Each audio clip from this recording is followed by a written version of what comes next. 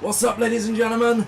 It's Friday night and it's time for ReVolt, and we're continuing on with the CWR World Heavyweight Championship Tournament, and as always, I am your host, the Ripper, Danny B. And first of all, I want to apologise, we are going to be having a short episode of ReVolt tonight. There'll be one match in this part and one match in part 2, simply due to extreme technical issues, and not to mention the fact YouTube has not been playing very nice lately.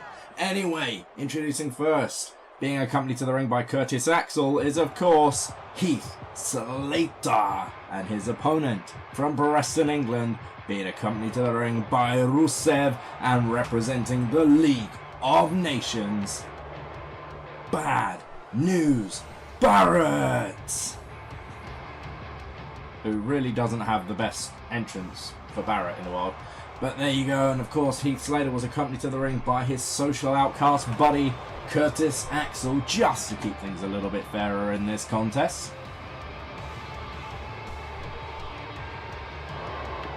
Both feeling pretty damn good about themselves going into this one.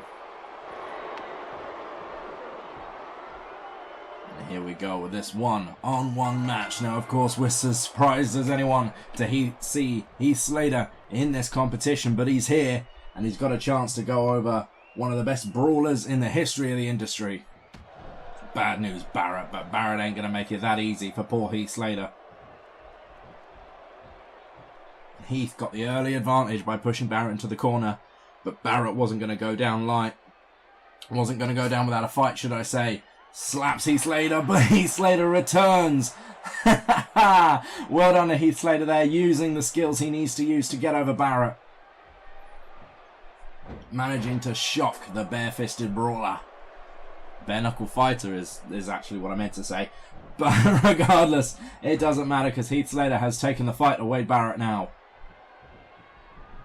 And the bad news could easily be spelt out for Bad News Barrett tonight. Even after that shocking win over Troy Macia in the opening round, you've got to think Heath Slater, he's gone up in the favourites list to win this entire damn thing. And there we go. Nice elbow to the head. As we found out on Monday, we're going to have one of our semi-finals on Monday night on Asylum, and it will be Daniel Bryan versus Sheamus. Tonight we will decide the other semi-final. It'll either be one of these two men, well, it will be one of these two men versus either Jack Swagger or Cesaro, who will compete in part 2.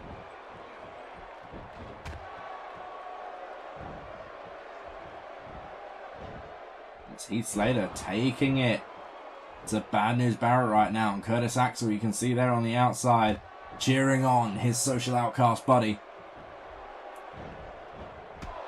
Barrett uses his superior strength there to gain the advantage, but Heath is on a roll, man.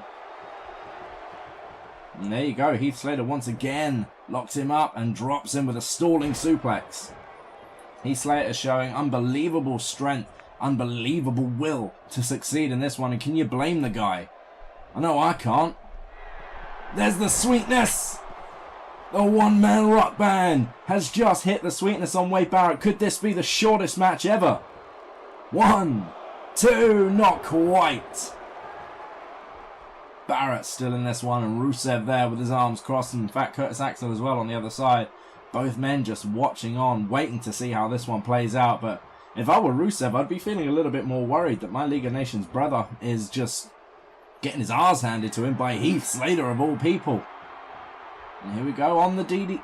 Is he going to go for the DDT? He is. He's hit the DDT on the apron. Rusev moves out of the way, and that's probably a good idea because with the role Heath Slater is on right now, he'd kick the crap out of Rusev and all. Slater is all over Barrett at this point. He's got a chance to win this entire thing now if he can get a cover in on Wade Barrett, but no, instead, Heath Slater is going to the top rope. That could be a mistake. Barrett is to his feet, and it was. Heath Slater could have had this thing won, and instead he decided to go to the top rope, and that was a mistake from Heath Slater. Superplex there. Axel feels that one on the outside. Holy moly. Barrett slowing this thing down now. He's hit the big move. He's taken control of this match, and that's exactly what Wade Barrett needed to do.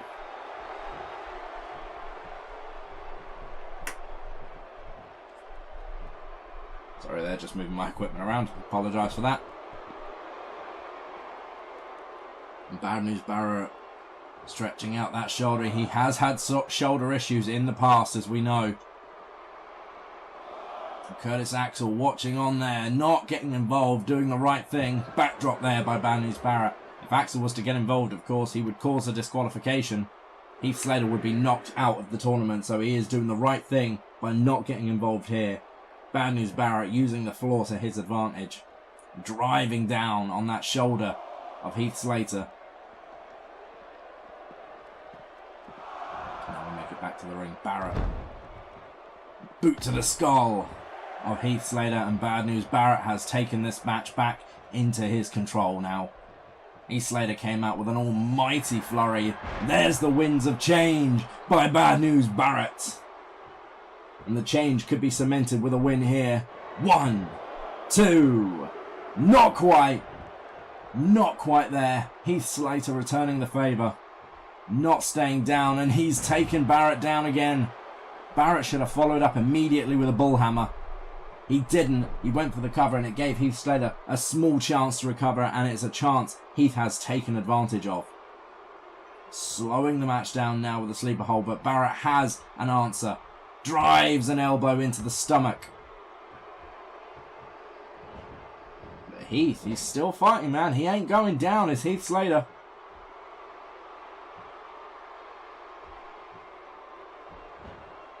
Go with the foot. Choking out Wade Barrett as he hangs up in the tree of woe there. Surprising amount of offense coming out of Heath Slater here. Using that boot, trying to keep Barrett down. Barrett does make it to his feet, but is instantly whipped across the ring and smashed down with a flying forearm there by Heath Slater. And again, Slater just keeps on. Axel, you can see out there, shouting words of encouragement from ringside. Rusev is doing the same, trying to get Bad News Barrett back into this one. But Heath is just relentless. He's not relying on trickery, he's not relying on big moves, he's just simply going for an all-out brawling style. The back body drop off the top there. That's probably the flashiest move he's done other than the apron DDT, definitely since the comeback began. And down goes Barrett. I wouldn't know what to call that move, but there you go. 1, 2, not quite. Bad News Barrett still manages to roll a shoulder up, and Heath Slater is starting to feel the frustration now. He should have had this match won. Curtis, look at him on the outside. He isn't bothered. He still thinks his brother's got this one. Everybody has brothers now, apparently. Back into the corner goes Barrett, and down he goes with a facebuster. Heath Slater, he's setting up. He's feeling confident now. The crowd are roaring for Heath Slater. As Slater turns around and drops Barrett with that inverted DDT. Not inverted, should I say? Implant DDT. And it could be over here. 1, 2, 3. Heath Slater. Oh my God. Heath Slater advances to the semi-finals. He's done it, man. There's no denying that. Heath Slater is in the semi-finals. He's just beaten Bad News Barrett. He goes on to face the winner of the Jack Swagger Cesaro match later on tonight. But for now, revel in it. Heath Slater is through. Ladies and gentlemen, my name is the Ripper Danny B. As always, subscribe to this channel if you enjoyed what you saw, and I shall see you next time.